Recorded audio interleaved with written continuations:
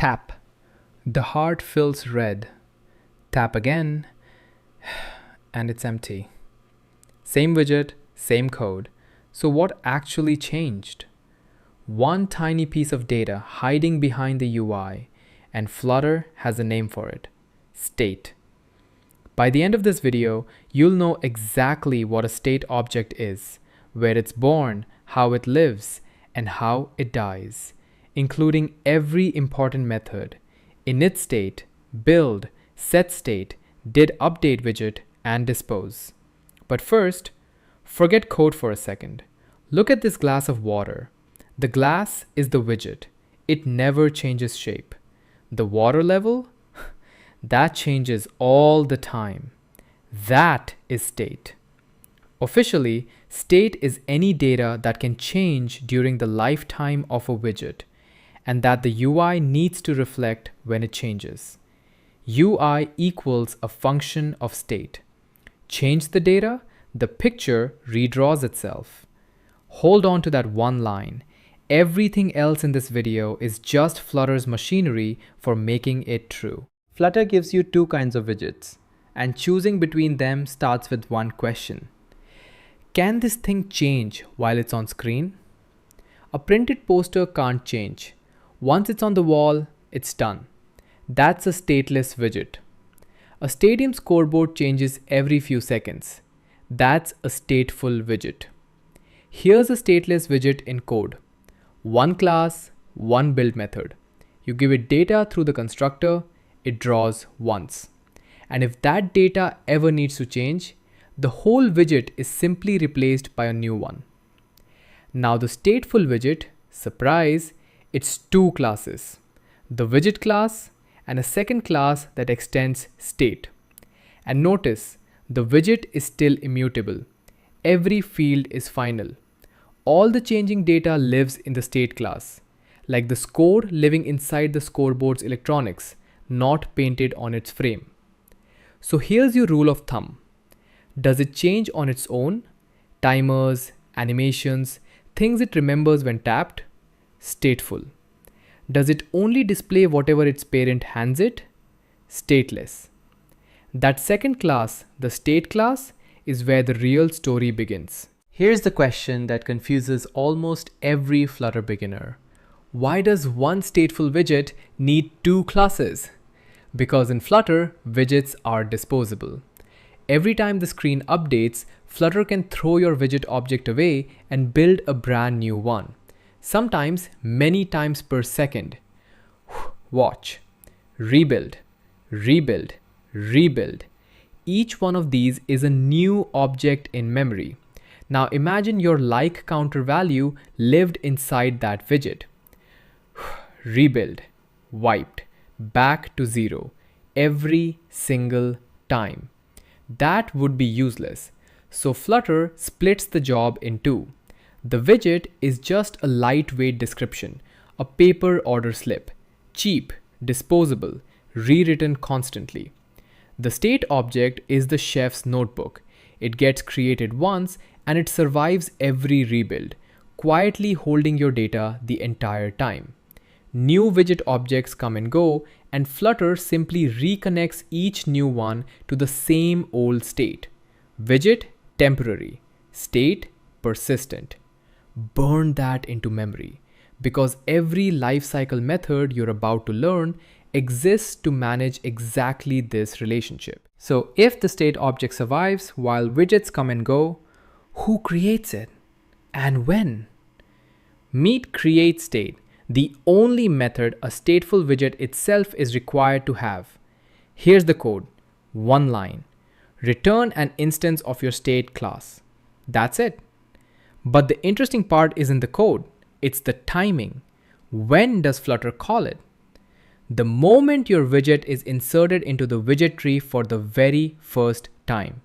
Flutter calls createState exactly once for that spot on screen, gets back a fresh state object, and attaches it to that location. Think of it like checking into a hotel. The widget is the booking. It can be reissued, updated, replaced. createState is the front desk handing over the room key. The room, the state, stays yours for the whole visit. And here's the detail that matters. Rebuild the widget 1,000 times.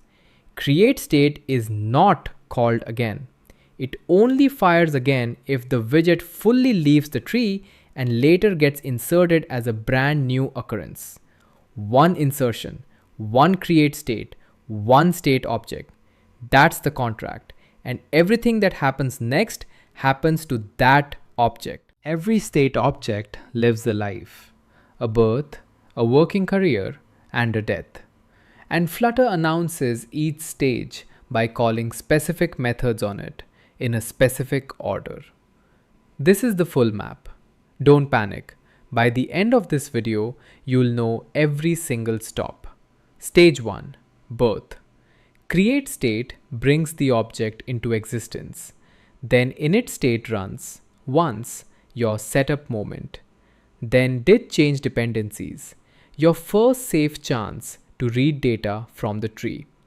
Then the very first build, and your UI appears on screen. Stage 2, the working life. And notice, this stage is a loop. You call setState, build runs again. The parent updates you, didUpdateWidget fires, then build again. A state object can go around this loop thousands of times. Stage 3, the end. The widget leaves the tree, deactivate fires, and finally dispose, your cleanup moment, and the state is gone forever. Birth, loop, death, setup, work, cleanup. Keep this map in your head. Now we zoom into each stop one at a time. The state object has just been created. It exists in memory, but nothing is on screen yet. This is the moment initState runs. Think of it as the constructor's big brother, your one-time setup room. Flutter calls it exactly once before anything is ever drawn. So what belongs in here? Anything you set up once. Initial values for your variables, controllers, animation controllers, text controllers, scroll controllers, subscribing to a stream, kicking off that one-time data load. 2 rules. Rule 1, the first line is always super.initState. Rule 2, you cannot use context here to reach up the tree. No theme.off, no media query. Because the state isn't fully wired into the tree yet. For that, Flutter gives you the very next stop, didChangeDependencies. It runs immediately after initState, and here the tree connection is live. Theme, media query, inherited widgets, all safe. But careful, unlike initState, this one can run again anytime one of those inherited dependencies changes. So the split is clean. One-time setup to initState. Tree dependent reads to didChangeDependencies. Setup complete. The state is armed and ready to draw. Every pixel your users will ever see comes out of one method, build. And build is really just Flutter asking you one question over and over. Based on your current data, what should the screen look like right now? Not how to change the screen, not what to animate, just describe the UI for this exact moment. Here's a build method. It reads the state, count is 3, and returns a widget tree that shows 3. Data in, description out. Like a vending machine, same input, same output every single time. And that leads us to the 3 golden rules of build. Rule 1, build must be fast. During animations, it can run 60 times a second. Rule 2, build must be pure. No side effects. Never call setState inside it. Never fire network calls from it. Rule 3, build can run at any time, as many times as Flutter wants. Never assume it runs once. Heavy work, subscriptions, one-time setup, Those live in initState, not here. Build does exactly two things. Reads state, describes pixels. Which leaves one obvious question. If build only ever reads the data, how do we change it? That method has a name you already know. setState. Up next, setState. The most typed method in all of Flutter and the most misunderstood. So let's kill the number one misconception right now. setState does not update the screen. Watch what actually happens in 3 steps. Step 1. The code inside your callback runs. The data changes. Count goes from 3 to 4. And at this exact moment, the screen still shows 3. Nothing visual has happened. Step 2. setState marks this state as dirty, literally just raising a flag that says, "I've changed, repaint me later." Step 3. setState does nothing else. It returns. Done. Then, on the very next frame, Flutter's rendering pipeline sweeps through, collecting every dirty flag and calls build on each one. That is the moment your screen finally shows 4. So setState isn't a paintbrush. It's a sticky note that says, "Rebuild me." And suddenly the classic rules make sense. Why must the change happen inside the callback? So the data change and the flag always travel together. Change data outside it, Flutter never finds out.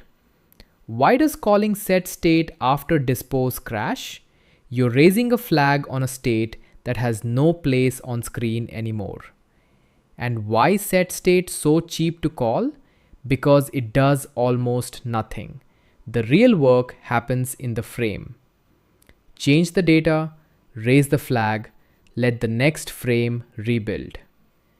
That's the entire magic trick. Here's a situation setState can cover. What happens when your parent changes you? Remember, widgets are disposable. When a parent rebuilds, it creates a brand new widget object for your spot in the tree. But your state object survives and Flutter simply reattaches it to the new widget, which creates a problem. The new widget might be carrying new configuration. Say your widget receives a user ID and the parent just changed it from user 7 to user 42. Your state is still holding user 7's data. Somebody needs to notice, somebody needs to react. That somebody is didUpdateWidget. Flutter calls it the moment the new widget is swapped in and hands you the old widget as a parameter.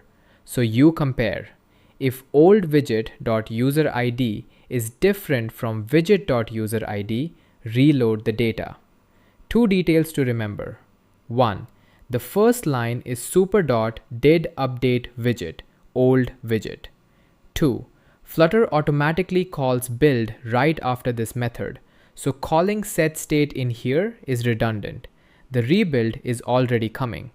So keep the 2 doors straight. setState is for changes you make. didUpdateWidget is for changes your parent makes. 2 different doors into the same rebuild. Every state object eventually dies. And how you handle that death is what separates clean apps from leaky ones. It starts the moment the widget is removed from the tree. The user navigates away, or the parent simply stops building you. First call, deactivate.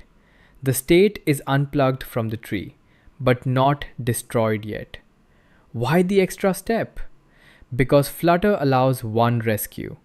If the widget gets reinserted somewhere else in that same frame, using a global key, activate fires and life just continues. But that's rare. Usually there is no rescue, and Flutter calls dispose. Dispose is initState in reverse, the cleanup room. Everything you created, you now release. Cancel your stream subscriptions. Dispose your controllers. Animation, text, scroll. Stop your timers. Skip this. And those objects keep living in memory, still ticking, still holding references. That's a memory leak. So here's the golden pattern. For every create you write in initState, write its mirror release in dispose. One last rule. After dispose, the state is gone. Mounted becomes false, and calling setState now throws an error. Born once, worked hard, cleaned up after itself. That is a respectable life. Now let's break some apps. These are the 4 state mistakes hiding in almost every beginner project. Mistake 1, the async trap. You await a network call, and while it's loading, the user closes the screen. The data finally arrives. Your code calls setState. Crash. setState called after dispose. The fix is one built-in property, mounted. True while the state is in the tree, false after dispose. So after every await that leads to a setState, guard it if mounted first. Mistake 2, doing real work inside build. API calls, heavy loops, creating controllers right there in build. Remember, build can run 60 times a second. That API call? Congratulations, you just DDoSed your own server. Setup lives in initState. Build only reads. Mistake 3, changing state without setState.